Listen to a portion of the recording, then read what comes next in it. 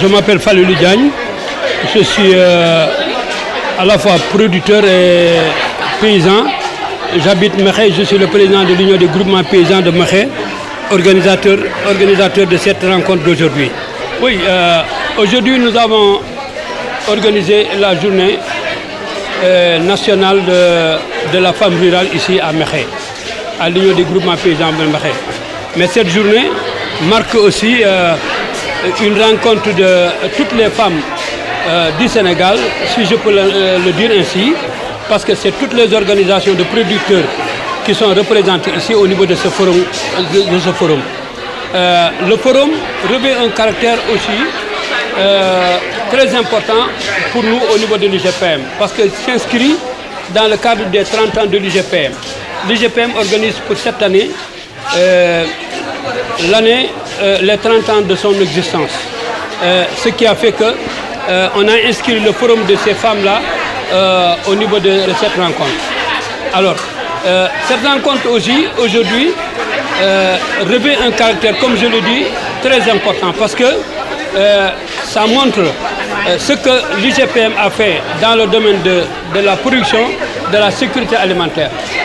Le Sénégal parle, le programme, le président de la République parle de programme Sénégal émergent.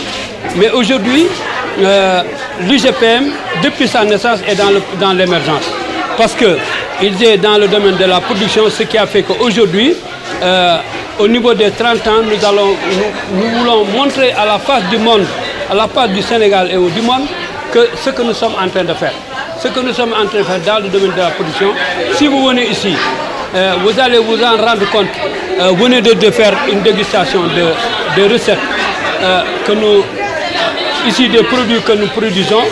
Alors, si on dit que cette année, c'est l'année de la femme, mais aussi l'année qui représente le consommé local. Et ici, ça montre que l'UGPM est en plein dans cette équité.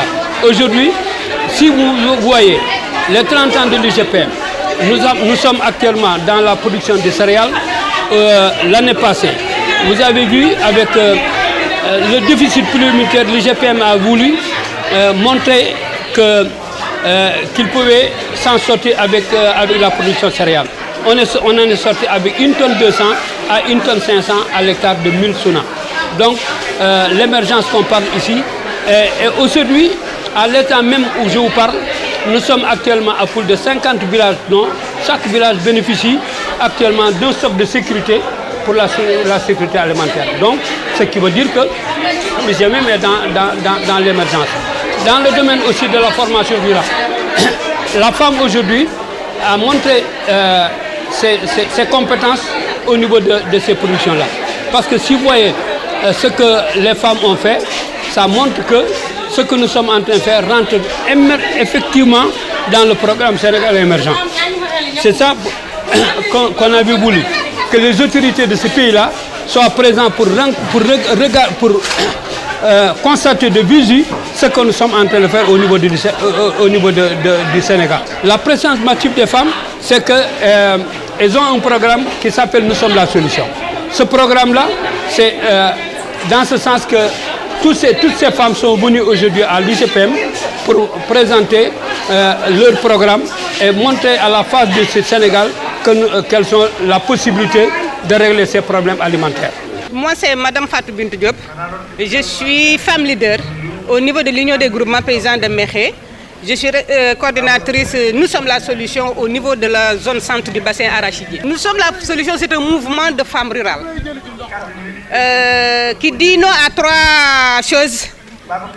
Non à l'accaparement des terres ou bien ATG ou bien acquisition de terres à grande échelle.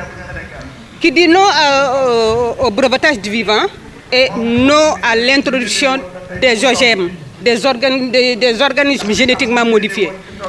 Et le mouvement, c'est un mouvement panafricain, puisqu'il y a le Burkina Faso, il y a le Mali, le Ghana et la Guinée. Donc nous ne sommes pas seuls dans ce combat-là. Donc vraiment, c'est un mouvement. Au niveau du Sénégal, on est 2 associations, ou bien 2 zones qui sont membres c'est-à-dire c'est la Casamance et la zone centre du bassin arachidier. Oui, les objectifs, c'est vraiment de promouvoir, d'outiller les femmes sur les techniques de communication pour qu'ils puissent porter vraiment la voix des femmes. C'est-à-dire, nous voulons vraiment que le Sénégal se développe. Nous voulons vraiment qu'on produise ce que nous consommons et de consommer ce que nous produisons. L'autre chose, c'est vraiment de préserver les semences traditionnelles. Vraiment, c'est ça vraiment les objectifs que vise le mouvement. Nous sommes la solution. Oui, elle a une particularité cette année puisque le 15 octobre, ça coïncide avec la Journée internationale de la femme rurale. Donc, nous avons deux choses vraiment à dire dans cette journée-là. C'est-à-dire, notre thème concerne vraiment la souveraineté alimentaire, l'agroécologie et le consommé local. Cause pour laquelle vous avez vu tout à l'heure ce que nous avons fait dans nos céréales telles que le mil, le maïs, le niébé et le manioc. La femme a une grande responsabilité et un grand rôle à jouer sur ça. À partir de la production jusqu'à la commercialisation, la femme est actrice. Donc vraiment, la femme a un grand rôle à jouer dans ça. Nous comptons y prendre, c'est-à-dire en sensibilisant vraiment toutes les femmes et les autorités du pays pour qu'elles vraiment accordent une importance aux femmes en leur donnant vraiment des terres cultivables pour qu'ils puissent vraiment assurer vraiment la souveraineté alimentaire. Je m'appelle Madame Mariama Sonko. Je suis la coordinatrice nationale du mouvement des femmes rurales. Nous sommes la solution au Sénégal. En même temps, coordinatrice régionale du mouvement, nous sommes la solution dans la région sud Casamance. Un mouvement panafricain qui est dans 5 pays qui sont le Sénégal, le Mali, le Burkina, le Ghana et la Guinée. Donc au niveau de ces 5 pays, il y a des organisations de femmes qui se sont mobilisées autour d'un problème qui est l'installation de la souveraineté alimentaire en Afrique. Et par rapport à cette installation de la souveraineté alimentaire en Afrique, nous avons 3 objectifs qui sont promouvoir les savoirs et les pratiques ancestrales que nos ancêtres nous ont léguées et transmises de génération en génération et qui soutiennent la souveraineté alimentaire, par exemple l'agroécologie et les semences paysannes. Et le deuxième objectif, c'est vraiment influencer les décideurs et avoir une bonne gouvernance au niveau de nos pays. Et le troisième objectif, c'est vraiment la valorisation de la production de l'agriculture familiale africaine.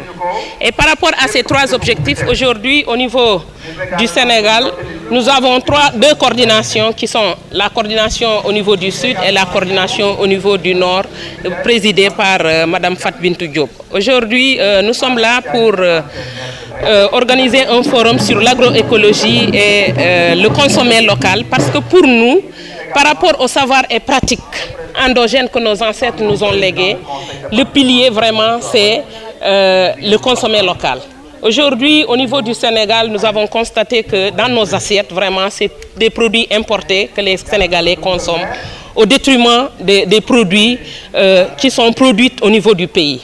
Et on a constaté que même au niveau du riz, les femmes sénégalaises ont vraiment primé le riz parfumé au détriment du riz local pour dire que ce n'est pas un bon riz. Alors que c'est ce riz qui est nutritif et qui peut nous nourrir sainement et durant un temps bien défini.